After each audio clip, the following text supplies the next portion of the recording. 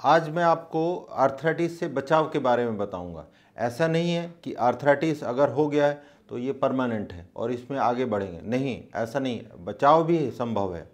हर एक आर्थराइटिस में ट्रीटमेंट भी है, बचाव भी है।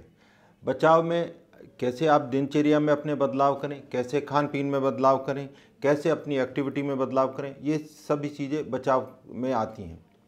हम एक एक करके लेंगे। जैसे मैंने बताया 4 मेन कारण हैं आर्थराइटिस के। एक तो विटामिन डी और कैल्शियम की डेफिशिएंसी, दूसरी रूमेटॉइड जो इन्फ्लेमेटरी आर्थराइटिस है, गाउट, एंकालोजिंग स्पॉन्डिलाइटिस ये इन्फ्लेमेटरी इन्फेक्टिव जहाँ इन्फेक्शन हो जाता है, चौथी जो कैटेगरी ऑस्टियोआर्थराइटिस जो डिजेनरेटिव है।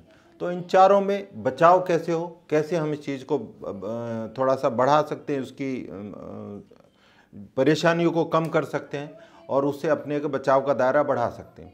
तो सबसे पहले जो हम लेंगे बच्चों के अंदर विटामिन डी और कैल्शियम की deficiency. Vitamin D calcium deficiency ऐसा नहीं है, ऑलमोस्ट 70% जो जनता है वो विटामिन डी डेफिशिएंसी से है, जबकि सन एक्सपोजर सब जगह अच्छा खासा है। तो उसमें तो ये है कि आप आधा घंटा सूरज की रोशनी में बैठें और शरीर के 1/3 हिस्से पे धूप पड़नी चाहिए, और तो आपको विटामिन डी डेफिशिएंसी नहीं होगी। कैल्शियम इंटेक के लिए जो कैल्शियम रिच डाइट हैं, जैसे मिल्क है, मिल्क प्रोडक्ट हैं, जो लोग नॉन वेज खाते हैं वो अपना लेते रहें, तिल है, ये सब कैल्शियम रिच डाइट है। दूसरा जो इन्फ्लेमेटरी है, अब उसमें कैसे बचाव, ये बहुत इंपॉर्टेंट कैटेगरी है इन्फ्लेमेटरी, जिसके अंदर 3 डिजीज़ मुख्य तौर पे आती हैं। रोमेटॉइड जिसको गठिया बाय बोलते हैं, गाउट जो यूरिक एसिड बढ़ने से होती है, और तीसरी एंकालोजिंग। तीनों जैसे मैंने कहा जेनेटिक है, लेकिन तीनों के अंदर एक खास बात है कि आपको ठंड अवॉइड करनी, ठंड और ठंडी चीज़ें अवॉइड करनी, ठंडे वातावरण को अवॉइड करना, तीनों के अंदर कॉमन है। क्योंकि ये हेरिडिटरी में है, जब इनको होना यूजुअली 2nd और 3rd डिकेड में शुरू होती हैं और जीवन भर फिर कम ज़्यादा करके चलती रहती हैं। बचाव के रूप में अपने ठंड से बचाव रखें।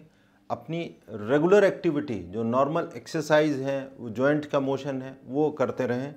हाँ, जिन दिनों दर्द हो उन दिनों एक्सरसाइज ना करें, उन दिनों ठंड अपना एक्सरसाइज ना करें, रेस्ट लें, कुछ दवाइयाँ लें जिससे सूजन कम हो जाती हैं, उनके प्रॉपर टेस्ट कराएं। एक बार प्रॉपर टेस्ट हो जाते हैं तो उनकी दवाइयों को शुरू करना आसान रहता है। तीसरी इन्फेक्टिव, जो मैंने कहा इन्फेक्शन, अगर जॉइंट इन्फेक्शन अगर किसी भी शरीर के किसी भी हिस्से में रहता है, यानी कि आपके शरीर की रेजिस्टेंस, बॉडी पावर पुअर है, तो उसके लिए आपको एक न्यूट्रिशियस डाइट जिसके अंदर फ्रूट्स, विटामिन, प्रोटीन, ये इस तरह की चीज़ें हों, द नॉर्मल डाइट का हिस्सा होना चाहिए।